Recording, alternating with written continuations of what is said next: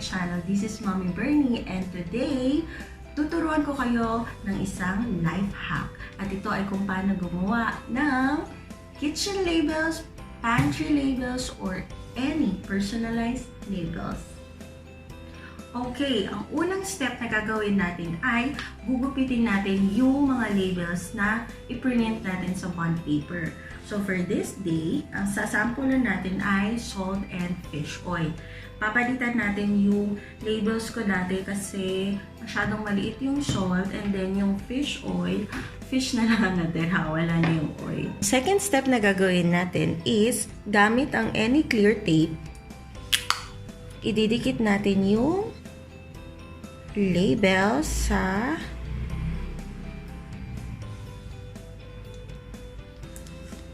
Scotch tape.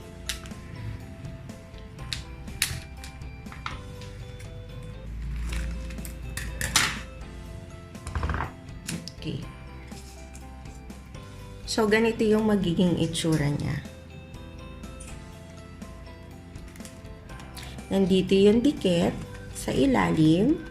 Ito yung clear. Okay. And then, may make sure natin na didikit talaga yung print dito sa tape.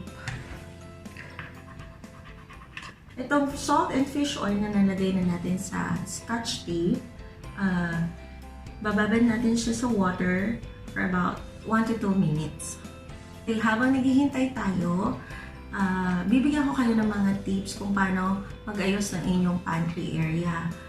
Para mas well-organized siya, bumili ako ng same na mga jars. Ito ay 29 pesos only, and this is 23 pesos.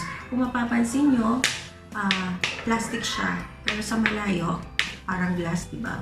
So, maganda tong nabili ko. So, ito naman, binili ko sa dapitan, 100 pesos. Buo na siya, kasama ng nozzle at saka itong glass. So, apat siya. So, apat. Fish oil, vinegar oil, and soy sauce. Ito naman, sa dapitan ko din binili, 50 pesos each. So, 100 siyang dalawa. Pepper and salt. Itong umiikot naman na to, okay. Maganda rin siyang gamitin kasi hindi na ako naghahanap, kundi iikot-ikot ko na lang siya.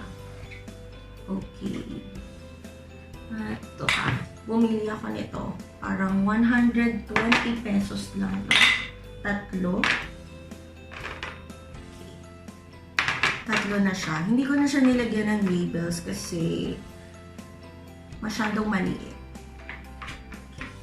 Ito naman, hindi ko na rin siya nilagyan ng label. This is for, magkano ba to?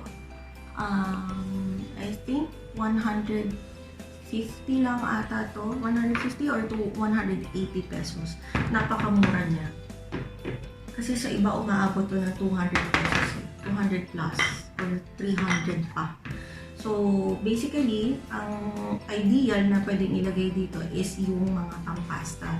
Pero hindi ko na nilagyan ng labels kasi kung mauubusan ako ng mga pasta, pwede ko pa siyang paglagyan ng ibang gamit pa. Okay. Ito po, na pwede nyo mabili sa Shopee. Nabili ko to sa Shopee, Lazada. Yung may kasamang personalized label, yung vinyl na print, will cost you na mga 45 to 50 pesos.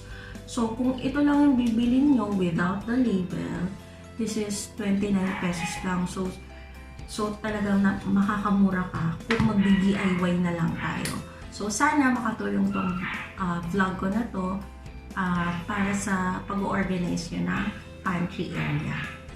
Another tip na pwede kong i-share sa inyo, sa mga mami na nakakaluwag-luwag, pwede kayong bumili ng bago para mas well-organized. Pero sa mga nagtitipid din na kagaya kong mami, pwede rin yung i-recycle yung mga glass or plastic container nyo na nagamit na before.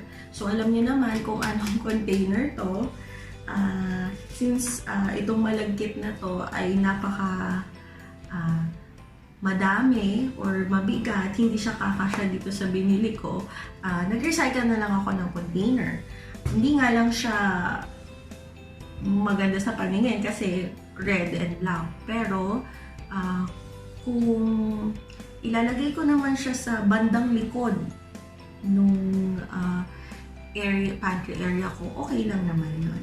So, another tip pa, kung wala kayong ma-recycle, another tip is ito.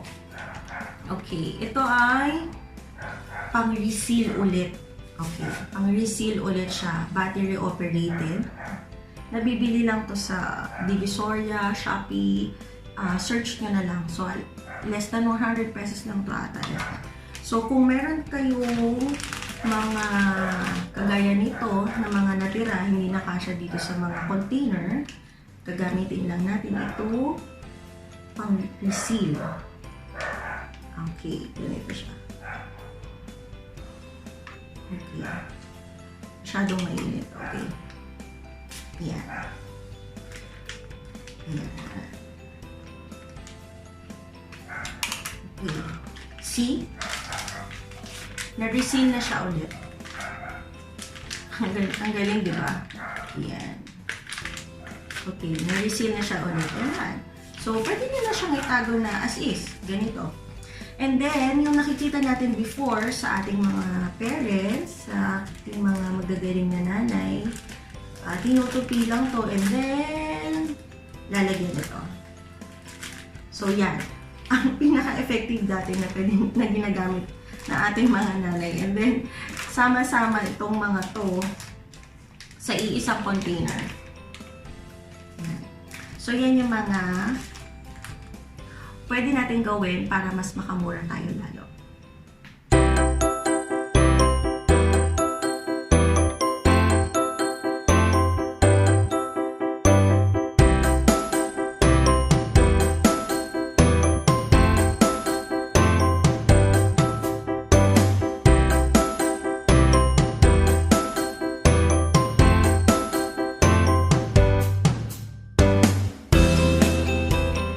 So, after natin siyang patuyuin, eto na siya.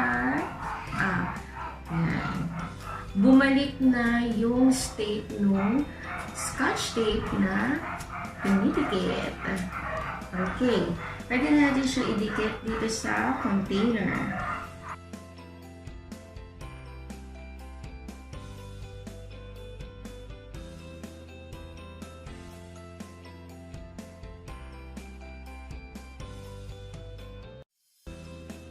Okay. I think that's it for today. Thank you so much for watching our video. Please like, share, subscribe, and click the notification bell below for more updates. See you on my next vlog. More TPDT tips from Mommy Bernie. Thank you!